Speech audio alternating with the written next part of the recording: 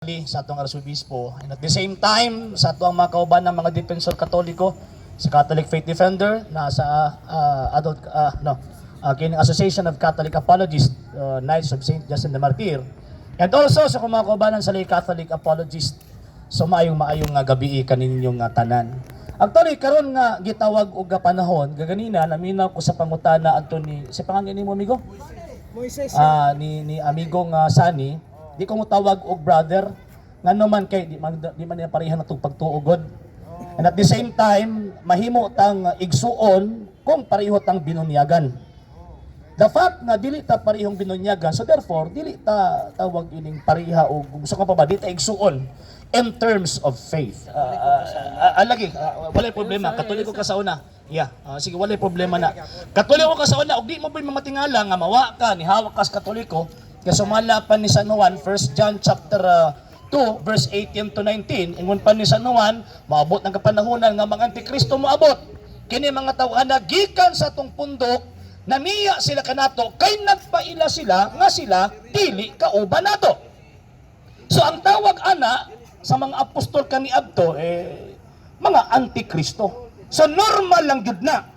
Normal lang na nga naay manghawa sa Santa Iglesia Katolika, Apostolika Romana, sa hinungdan nga armatuman ang kasulatan nga daghan ang mga mini nga manggawas niini og mahitabo ang pagpanglinglas sa mga tao. Ginamit ang iyang gitawag og pulong. O tanawa tong iyang hanggi kuan ganina. Kadali lang. Matay gani. Mainitan juga ba? O yan na lagi. O niya tagaan takaw niya. Lagi. Kadali lang. Ako apa karon? Kadali lang. Pahuman na lang ko. Di pahuman na lang ko. Di pahuman na lang ko kadali. Pahuman ako. Ano man god. Ako pa magong panahon. Actually, daghan kayong mga rason nga nang hawa sa Katoliko. Sa Katoliko pa ko, palahubog kay ko. Sa Katoliko pa ko, kawatan kayo ko. Sa Katoliko pa ko, himabay kay ko. Sa Katoliko pa ko, sus Ginoo ko, luuyas Katoliko, gipasangin lang silang kabuang. Di ba? Kung nahitabo pa ni mga tawhana, buhi pa ni sa panahon ni Ginoong Kristo, ang kabuang ni Judas ilang ipasangil kang Kristo.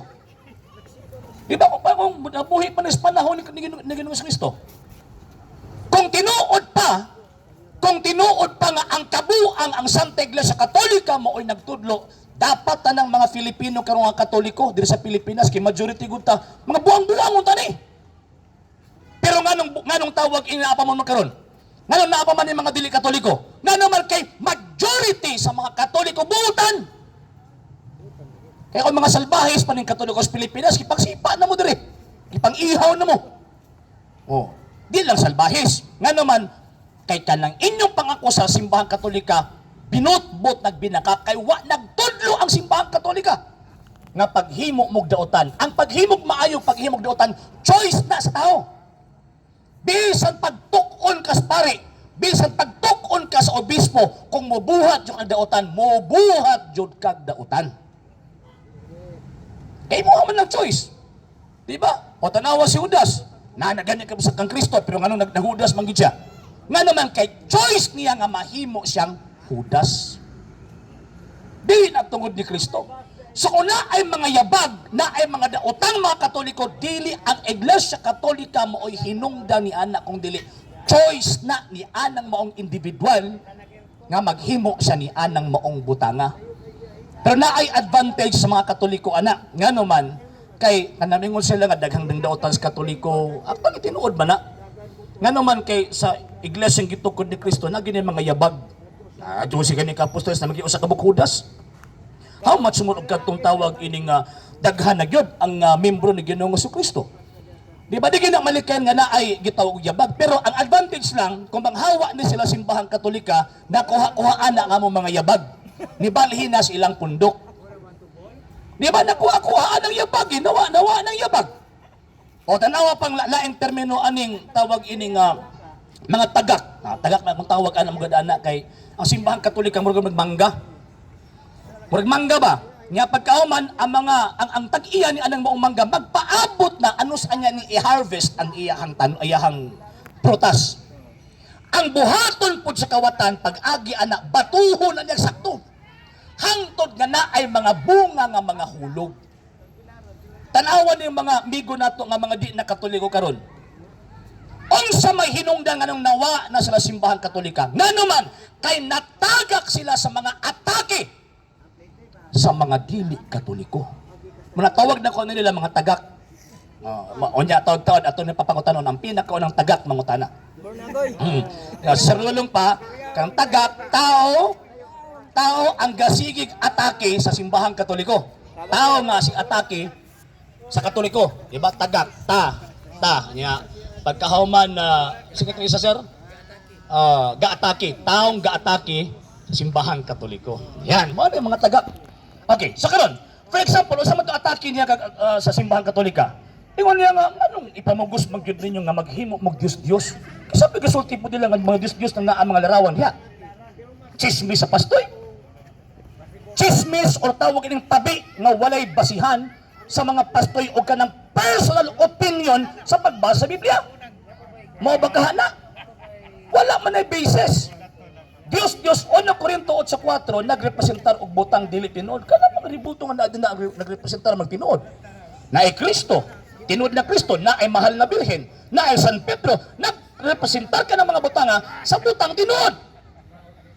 So therefore, dili na Dios at the same time. Mahimong Dios ang usa ka butang kung katong yung nasa Remiho kanina, kung ilohon nimo ng Dios og imong makagagahom. O may Katoliko butang Katolikong mingon nga ikaw Dios Maria, ikaw Dios no. Wala. Sa mga nga kining atong mga amigo nga mga dili Katoliko nabuhi ni damgo. Damgo ba? Damgo nga wala sa realidad.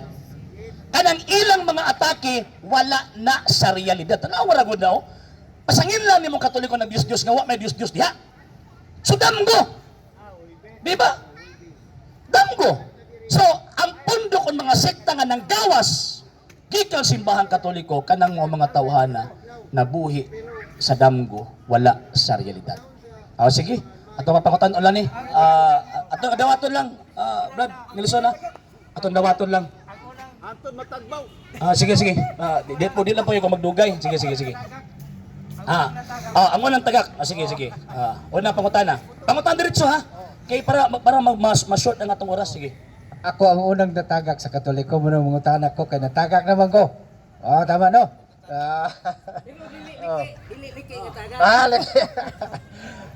Karon kay ngano nga nahawa ko sa Katoliko mao ni.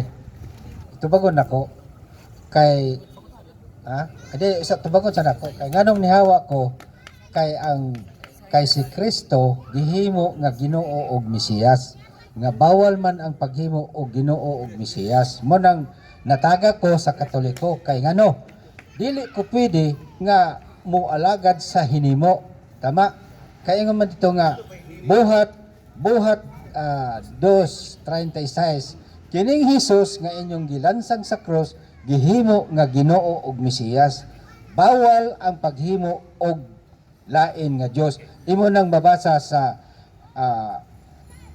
Mose kanang Genesis 20 versikulo 1 hangtod sa 4 hangtod 5. Muna ang tubag nako sa unang tagak. Okay, tagak kidi ay. Inya mapamutunan ako sa gandaliki gyud. Nano naliki man tanaw ra gud daw. Isabot-sabot niya nakasulat sa balaang kasulatan nga di mo ibuti pasabot sa writer. Dili ba? Anong nakaingon man ko nga una naliki? Number one. Si Kristo wala gi-create as tawag ining Lord and gitawag og Mesiyas. Kanang sa buhat kapitulo 2 bersikulo 36 appointment kana. Sa Binisaya walay laing termino nga i-translate ang term nga appointment sa Bisaya kung dili gihimo. Marabag si former President Rodrigo Duterte, gihimong presidente, subay sa Batakang Balaod, gi-create day siya. Naan naman siya. So kanang buhat 2:36 dili na refer sa creation sa pagka-persona or sa pagka-Diyos sa Kristo. No sir, no ma'am. Kung dili, refer ka na sa pag-appoint niya sa Diyos nga naa siya function as Savior sa tao. Nga naman, tungod kay ang tao nahulog sa sala. So gimbutan gi-appoint sa Dios Amahan ang iyang anak nga maoy mahimong tao og maoy gitawag og muluwas nato. Mo bitaw gihimong Ginoo buot pasabot niya na function as savior. Function as manluluwas. Okay, siyempre ang Dios tulo mga persona, ang Amahan, ang Anak ug ang Espiritu Santo. So every persons naa na sila ng kada iyang functions. So ang Amahan mitugot, mipadala siyang anak. St. John chapter 3 verse 16, aron ang tao iyang luwason. Mo nang gihimong Ginoo og Mesiyas, dili na creation kung dili appointment. Ang naasi mo una amigo, gi-create mo nang ihawa ka. Ingon pa ni San Pedro, 1 Pedro kapitulo 1 bersikulo 20, bawal ang personal interpretation and opinion sa nakasulat sa Biblia. Nga naman kay 2 Peter chapter 3 verse 15 to 16, kung magsabot-sabot ka sa butang sa kasulatan, kanang mong kasulatan gito, isa mga walay alam kung matutuhon, mahiabto ka ngabto sa gito kalaglagan. Manang biyain ng imong pagsabot ninyo anak. Okay? Next question. Next question. Sige.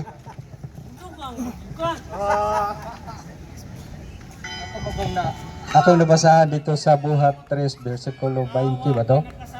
O, unya siya ang propeta. Pag dito sa Deuteronomio, kung ang maong propeta mosulti og lain nga Dios, patyon.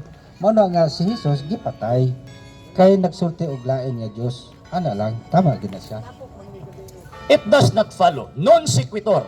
Nga naman kay ang kaso ni Kristo atubangan sa Roman government dili man tawag ining blasphemy. Kung dili usa ka kaso nga rebellion. Mao bitaw nagipangutana sang pun sa Pilato, hari ka ba? Nga naman kay ang objective ni Pilato i-establish niya nga magtukod og laing kingdom kining maong Kristo. Nga supak sa kingdom sa Roma or kining Roman Empire. So, ang kaso sa rebellion, even sa Pilipinas, karon suspended lang. Even ang Pilipinas, basta na kay kasong rebellion, kung mapamatud-an ka, nga rebelde yun ka, sinutan jud ka sa capital punishment or death penalty. Mo nahitabo ang Ginoong Jesucristo.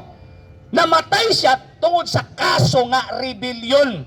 Nahimo lang nga naa si kaso nga blasphemy dito sa gitawag og mga Hudyo. Nga naman kay wala man sila motukan Kristo nga Dios. Onya ang Kristo o ang kasulatan mismo nagtudlo nga si Kristo tinuod nga Dios. Lain bang Dios si Kristo? No sir, no man. St. John chapter 1 verse 1 ingon pa sa balang kasulatan, in the beginning was the Word, and the Word was with God. Og kining pulong kauban sa Dios, waningon na og kining pulong laing Dios. Ang giingon og kining pulong kauban sa Dios, ang konklusyon og kining pulong Dios. Og same na Diyos nga nisulti nga ayaw mo pagbatog laing Diyos gawas nako. Same na Diyos ang misulti sa Hebrews chapter 1 verse 8. Sumala pa sa balaang kasulatan ingon pag San Pablo, niingon ang Ginoong Diyos, apan bayin siyang anak, ang Diyos mingon, ang imong trono o Diyos mulungtad hangtod sa katapusan. So dili laing Diyos. So namatay si Ginoong Jesucristo sa kaso blasphemy sa mga Hudyo kaya masala mo tuo kang Ginoong Jesucristo onya sa mata sa Roman Empire nga moong executor. Sa gitawag og capital punishment, sa mata sa Roman Empire, ang iyang kaso, rebellion. Rebelde siya, more nagipatay siya sa capital punishment. Hindi ta magbuot-buot og tawag anang sabot sa balang kasulatan. Kaya kung magbuot-buot ang sabot, ang mahitabuan na, muna, maturni nga atong panabot. Next question, last question, sige.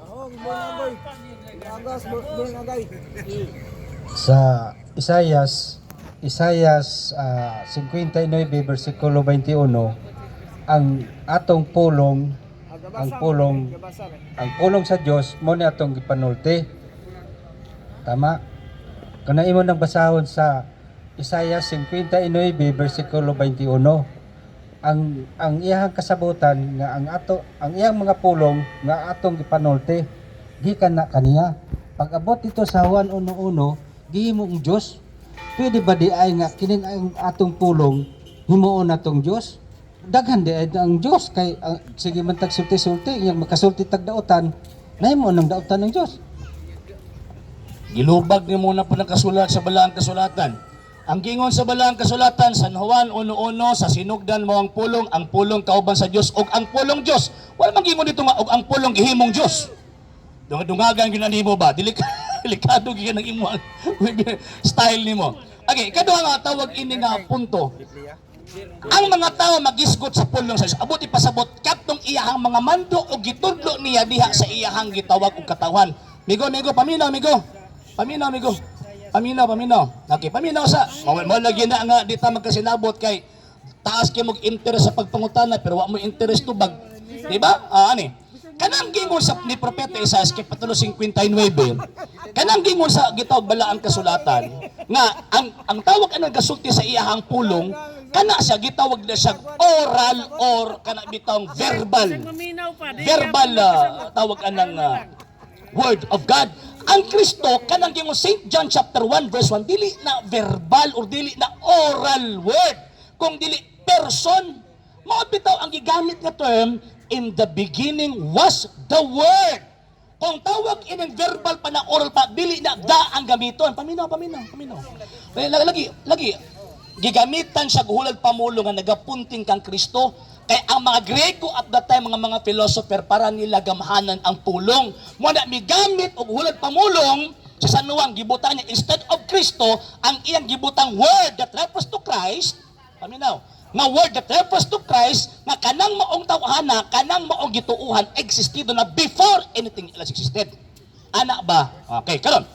Ang gingon, in the beginning was the word. Buti pasabot, specific.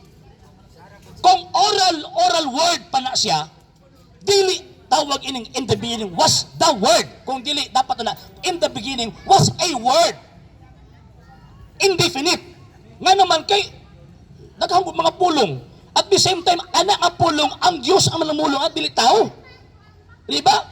In the beginning was the word. Yan ang may kaduha. Kanang preposition proston sa Griego. Kanang preposition nga with sa in English. And the word was with God. So buti pasabot, kanang word nga naadinha sa St. John chapter 1 verse 1, dili na spoken or oral word. Kung dili person, nga naman nakikupan good. Onya, gipamatudan ng Kristo, St. John chapter 17 verse 5, nga ako nakag-uban kanimo, sukad pa, sa wala pa buhata ang kalibutan. O na nga, dili lagi pwede lagi nga magbuot-buot, lagi tagsabot-sabot sa Biblia, kaya masimang lagi ta. Masimang ta ba? Onya, pagkahaman, the more nga ato ang gina-question ang nakasulat sa Biblia, the more na hinuon na gidasok na ito atong kalagpadong sa imperno. Okay, last question. Ang Juan 1:1 sa sinugdan maong pulong ug ang pulong kaban sa Dios ug Dios ang pulong. Pag-abot nimo sa 14, Juan 1:14, ang pulong nahimong tao. Karon si Kristo to mao ang tao. Unya kun basahon nimo ang Numeros 23:19, ang Dios dili tao. Murag ana ba na problema me? Mao na ang problema karon. Sundog sa argumento sa Iglesia ni Manalo. Di ba? Sundog sa argumento sa Iglesia ni Manalo. Okay, niya. Kanang sa Numeros Kapitulo 23, versikulo 11, wa pa man in tao na himong tao sa Kristo anak. Paminaw sa. Wala pa man nahimong tao sa Kristo anak aron ihaom nimo sa Kristo. Number 2, naanay adjective diha. Ang Dios dili tao busa dili siya magbakak. So buti pasabot, ang writer, gitagaan ng pahimukat nga ang tao bakakon. Ang Diyos, dili tao nga magbakak. Kumusta man si Kristo bakakon ba? 1 Pedro Kapitulo 1 o Kapitulo 2, si Kristo walay bisan gamay bakak na migawa siyang baba. So di siya, dili na mahaom kang Ginoo nga sa Kristo. Number 3 point, ang Numeros Kapitulo 23, waman moingon ang balang kasot nga di siya pwede mahimong tao. Nga naman, San Lucas 1:38, kini mga aso-aso yung sitas. San Lucas Kapitulo 1, verso 37, mahimo sa Diyos ang tanan. Kung nahimo sa Diyos kani adto nga mag-uban siyang katawan, di wa po imposible sa Diyos nga diin mahimo siyang gitawag og tao. Karon, St. John chapter 1 verse 1, in the beginning was the Word, and the Word was with God, and the Word was God. Na anay premise daan na kining pulong Diyos ni. Wala ni gihimong Diyos, wala po ni gi-create nga Diyos. So kining nature niya nga Diyos was God, nahimo ning tao. So buti pasabot ni acquire og laing nature, na wa mawa ang iyahang gitawag pagka Diyos. Manang Colossians chapter 2 verse 9, Ingon pa sa balahang kasulatan nga bisan panahimo siyang tao apan wala mawala kaniya ang iyang pagka-Dios. So wala na sa kuan pa ba kanang giingon nga ang Dios dili tao wa pa to nahimong tao si Kristo. Pero kay nahimo namang tao karon ingon pa sa Dios Amahan apan bahin siyang anak ang Dios mingon ang imong trono o Dios mulungtad hangtod sa katapusan. I-question nimo ng Biblia? Sige last na lang kay muli na ra ba ko? Sige. Sa Malakias 3 versikulo 6 ang Dios dili mausab. Karon kay nausab man dito. Nausab na himo mang tao. Muna'y problema gyapon. Ang Dios ningon siya dito nga ang Dios dili mausab. Nya nausab man na himo manggikan sa tao na himong Dios. Unsay maayo ana? Kisa pa nag-ingon nimo nga si Kristo na usab. Hebrew chapter 13 verse 7 kung wala ko masasita sa Hebrew chapter 13. Ingon pa sa balahang kasulatan, Christ is the same yesterday, today, and forever. Si Jesus maora gihapon kaniadto karon og hangtod sa kanturan imuha na usab. Ay binuang mana binuang lanayon nimo ng silver ibutan mo sa hulmahan na himong kabayo. Sa dito silver kini himong kabayo. Ay biyaga-yaga man ang imo. Ayaw sa bayo sa lagi. Ayaw patubag sa ko. Pagay ko na magtubag. O pwede ko na magtubag. Wa na usab si Ginoong Jesucristo kung dili ni acquire lang siya og laing nature. Lagi kabalo ko. Mabata kung gigusin mo ha. St. John chapter 1 verse 14. And the word was made flesh. Kisa man ang word. O sa iyang nature. Before sa nahimong flesh. Tinuod nga Diyos. St. John chapter 1 verse 1. Pagka nahimong tao, nawala ba yung pagka-Diyos? Kaya para mausap siya? No sir, no man. Colossians chapter 2 verse 9. Nagpabil ng iyong pagka-Diyos bisan pa sa nahimong tao. Di kalasat na. Sa katulang una. Di lang sa kay ko magdugay kaya naman pamidagang pa mga speakers diri. Dili nato yung monopolya mga sarot mga ma'am. Thank you kayo sa paghatag Brad Nelson. Sa tawag ining higayon. Maglako na pug ko kay napagkuyentuon pa. So, yun, salamat kayo and ayaw mo kalimot sa pag-lecture follow sa to ang page nga naman ta sa Facebook. RJ Horolan Center, the second TV Argumento, Katundalay Catholic Apologist. And also, ganina, naman ako'y kapirmahay debate ganina, Seventh-day Adventist. Pero daghang kay rason, katulon na na-postpone. Ganina pod, ang sabot na mo alas 3, niabot og alas 10 buntag, kaamawag yun, balingag yun. Di ba? Tagak.